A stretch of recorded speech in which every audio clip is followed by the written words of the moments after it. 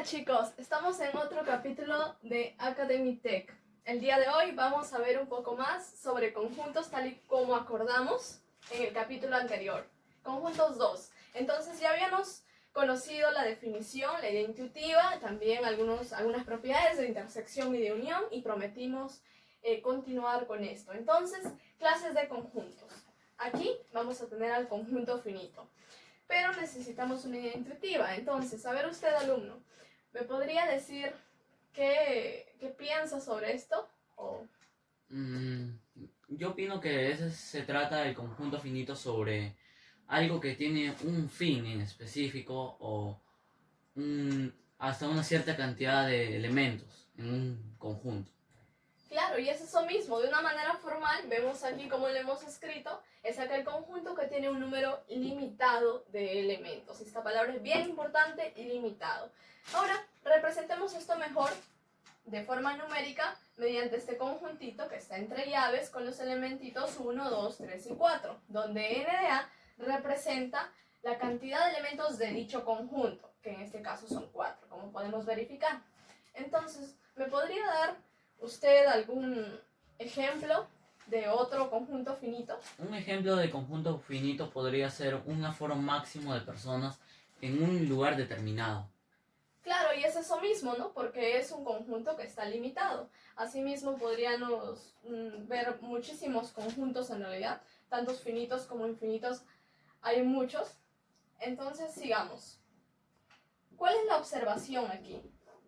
Esta observación dice que n de x se le conoce como cardinal. A eso que le llamaban los números o cantidad de elementos de un conjunto también se le conoce como cardinal. Es un nombre matemático, bueno.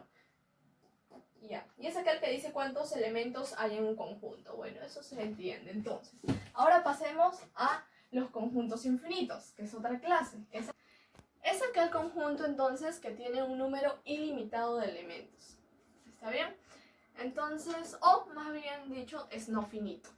Ahora veamos un ejemplo, el ejemplo de los naturales, que como dijimos vamos a comenzarlo aquí en Academy Tech a partir del elemento 1.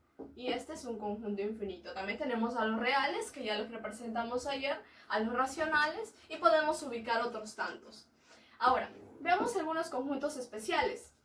También en el capítulo anterior vimos lo que era el conjunto nulo vacío, y era aquel que justamente no tenía elementos. Ahora, las formas de representar este conjunto son de esta forma, o es vacío o entre llavecitas y sin ningún elemento. Pero ahora, ¿usted cree que se podría representar también de esta forma? O sea, al vacío dentro de estas llavecitas. Supongo que sí. Claro, la idea que tendríamos es que sí se puede hacer esto, pero en realidad esto complicaría mucho las cosas más adelante cuando definamos conjunto potencia, porque ya sería un subconjunto más, y esto no pasa. Entonces, es una forma errada de escribir de esta forma. Acordémonos, si vemos el vacío, es así o entre llaves. De cualquiera de estas dos formas es que lo podemos representar. ¿Listo? Ahora pasemos a otro conjunto importante que se mencionó también en el capítulo anterior, que es el conjunto unitario o lo que conocemos como singleton. Y es aquel que justamente posee un elementito. Conjunto universal es también un conjunto que comprende a todos los conjuntos, ¿no? Ese es universal y lo denotamos usualmente de esta forma. Ahora tenemos, por ejemplo, este A, que es un conjunto con estos elementos, y este B con estos otros elementos. Entonces, mi conjunto universo va a ser justamente todos, ¿no? Así se repitan o no se repitan, van a ser todos. Y esto representa el conjunto universo. Ahora, listo. Ahora otro de los conjuntos especiales es el conjunto potencia, uno de los más importantes. Conjuntos de conjuntos. Es aquel conjunto formado por los subconjuntos del conjunto A, es un A arbitrario que siempre va a incluir al vacío. Entonces lo vamos a denotar como PDA, como es usual conocerlo. Entonces este PDA va a estar formado por los X, tales que los X están incluidos en A. Aquí hay algo que hay que darse cuenta y creo que va a ser puntual y fundamental para poder entender esto de las potencias de los conjuntos, y es que precisamente cuando nos referimos a PDA y lo escribimos como todos los X, tales que estos X se encuentren en A, podríamos afirmar que este X es un elemento de esto de aquí, del conjunto PDA de potencias, ¿no? Entonces vamos a afirmar que este elemento pertenece al conjunto de la potencia de este conjunto. Sin embargo, vemos que hay una relación de inclusión entre ese conjunto y el A. Entonces, tenemos aquí la relación de pertenencia y la relación de inclusión.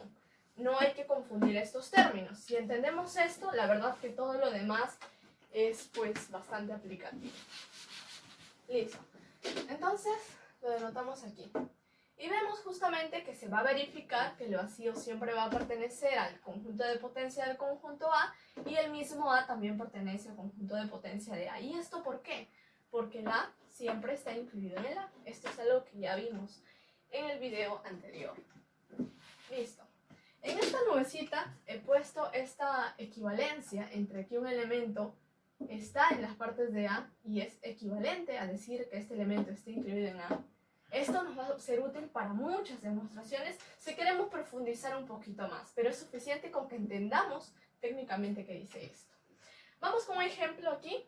El ejemplo es este conjunto S, que está formado por 3 elementos, A, B y C. Es un ejemplo bastante abstracto. Y entonces las partes de S van a ser justamente el vacío, el mismo A, el B, el C, las combinaciones entre el A y el B, entre el A y el C, entre B y el C, y todo el mismo conjunto. Entonces, como vemos aquí, ¿qué cantidad de elementos tiene ese S? Va a tener una cantidad de 3 elementos.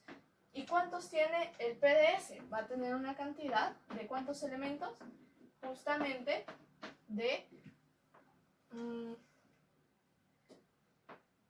8 elementos, que lo vamos a poder expresar como ¿qué? Como un 2 al cubo, ¿cierto? Y esto es en realidad una pequeña introducción para lo que se va a poder generalizar. Es decir, que cuando tengamos un conjunto con un valor n de elementos, entonces el cardinal de su potencia va a ser el 2 elevado a Sn, justamente.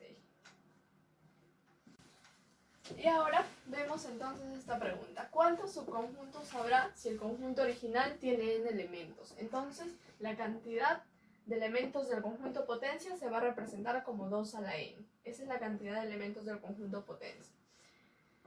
Listo. Entonces, bueno, comúnmente nosotros le estamos denominando como n de A la cantidad de elementos de este conjunto. Y justamente, por decirlo así, ¿no? El n de P de A va a ser 2 elevado a la n de A, ¿no? Lo podemos representar así. Solo que para no complicarnos mucho lo escribimos de esa forma. Ahora vamos a ver un ejemplo. Martincito dice, ¿cuántos sabores de helado tiene el señor? Y el señor le contesta que tiene 4. Y estos son banana, chocolate, limón y fresa. Entonces pongámosle acá, banana, chocolate, limón y fresa. ¿Listo? Y este va a ser el conjunto A. Entonces, la pregunta es de cuántas maneras Martincito puede combinar estos sabores. Entonces, lo que necesitamos es la cantidad de elementos de su conjunto potencia. ¿Y quiénes van a formar su conjunto potencia? Ya sabemos, ¿no? El vacío, el elemento B, el elemento C, y esto va a continuar, ¿no? Vamos a poder combinar de repente el B con el C, el L con el F, y así sucesivamente. Pero, gracias a que ya sabemos cómo hallar la cantidad de estos sin escribirlos, justamente como este conjunto tiene 4 elementos, entonces la cantidad de elementos de ese conjunto es 4. Y eso quiere decir que la cantidad del PDA va a ser 2 elevado a la 4, ¿ok? Representa un 16. Entonces Martincito va a tener 16 formas de combinar estos sabores. Ahora, vayamos a las operaciones entre conjuntos. Ya hemos visto operaciones entre conjuntos. Tenemos a la unión y a la intersección, que ya lo vimos en el capítulo 1. Vamos a ver ahora la diferencia. La diferencia entre estos dos conjuntos A y B, con ese orden, es el conjunto formado justamente por los elementos de A, pero no por los de B. Y bueno, pues gráficamente en el diagrama de Venn lo podemos representar así, ¿no? Que sería justamente todos los elementos de A, pero que no sean elementos de B, que representaría esta parte pintada, la parte sombreada. ¿Ya? Estos pueden estar disjuntos, pero sin embargo, si es que estuvieran disjuntos, pues no hay mucho de qué hablar, ¿no? Diferencia simétrica. Ahora, la diferencia simétrica No es lo mismo que esto, no hay que confundir estos términos. La diferencia simétrica de dos conjuntos es el conjunto formado por los elementos de A o B, pero no de ambos. Entonces lo podemos representar mediante esta gráfica del diagrama de Venn, donde solamente formaría esta partecita.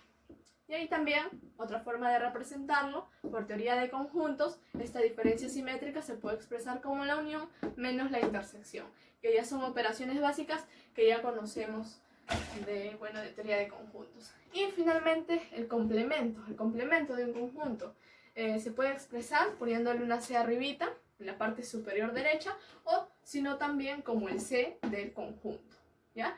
Y bueno, pues es aquel que pertenece al conjunto U, pero no al conjunto A, donde el conjunto U representa el conjunto universo. Ahora, algunas propiedades que se dan de la cantidad de elementos de la unión, que es justamente la cantidad de elementos de A más la cantidad de elementos de B, esto se da siempre y cuando la intersección sea disjunta o vacía, es decir, no haya elementos en común entre A y B. También tenemos la cantidad de elementos de la diferencia, que es justamente la cantidad de elementos del A menos la cantidad de elementos de la intersección. Y de un modo más general, también tenemos que la cantidad de elementos de la unión se puede expresar de esta forma. Es bastante importante para poder resolver una variedad de ejercicios. En este ejercicio tenemos lo siguiente. Si un conjunto A tiene 16 subconjuntos y B tiene 8 subconjuntos y la unión de estos tiene 32 subconjuntos, entonces la pregunta es ¿cuántos subconjuntos tiene su intersección? Ahora tenemos que A tiene 16 subconjuntos. ¿Eso qué significa? Que 2 veces n de A es 16, ¿no? Porque es la cantidad de elementos del conjunto potencia. Entonces, ¿eso qué quiere decir? Eso va a decir que justamente n de A toma el valor de 4. Eso está claro. Asimismo, B tiene 8 subconjuntos. Entonces eso significa que 2 elevado a la n de B va a tener que ser, por dato, 8, ¿no? Eso significa entonces que el n de B va a ser 3. Entonces, n de B vamos a darle el valor de 3. Y asimismo, el de la unión tiene 32 subconjuntos. Eso quiere decir que 2 de n de la unión va a ser ¿quién? Va a ser 32. Y como ya sabemos, n de la unión entonces sería 5, claramente. Ahora, hay que ubicar esto un poquito más en el diagrama de Venn. Es decir, vamos a poner aquí, ¿no? Nuestro conjunto A, nuestro conjunto B, de esta forma. Y bueno, pues ya sabemos que el conjunto A consta de 4 elementos y vamos a ponerle un 4 aquí. Y el conjunto B de 3 elementos y vamos a escribirle un 3 aquí. Entonces, ¿qué tenemos? Pongámosle, nosotros, ¿qué necesitamos? ¿Cuántos subconjuntos tiene la intersección? Es decir, necesitamos primero la cantidad de elementos de esta intersección, ¿no? ¿Y cómo hallamos eso? Conociendo cuáles son los elementos de la intersección o cuántos son, ¿no? Entonces vamos a ponerle un X aquí, ¿ya?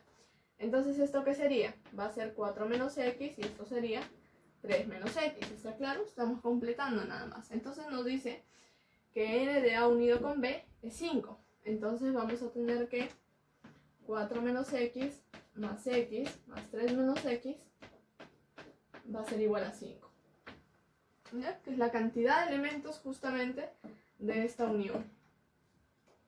Si acá estamos teniendo 2 elementos, ¿cuántos elementos tendríamos acá? 2, ¿no? Y acá solamente tendríamos un elementito. Entonces, estos se van, lógicamente, el X se va con su opuesto y tendremos acá 7 menos X igual a 5, con lo cual el X se vuelve 2. Es decir, hay 2 elementos en común entre A y B. Eso significa entonces que n de A intersectado con B es igual a 2. ¿De acuerdo? Pero eso no es lo que nos piden cuántos subconjuntos tiene la intersección. ¿Cómo hallamos la cantidad de subconjuntos? Justamente elevando el 2 a esta cantidad, que es la cantidad de elementos de la intersección. Entonces vamos a tener que poner que es 2 al cuadrado igual a 4, y ese 4 representa justamente cuántos subconjuntos tiene la intersección, y nos quedamos con que la respuesta sea 4.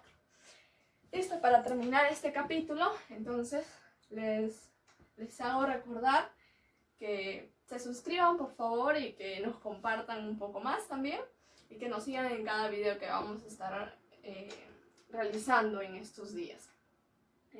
Abajo en la caja van a poder encontrar justamente también un link para que puedan practicar con diversos problemas. Y bueno, quiero terminar con esta frase que dice que justamente la ciencia nunca resuelve un problema sin pues crear unos 10 más. Bueno, eso fue todo por hoy. Gracias, hasta luego Academy Tech.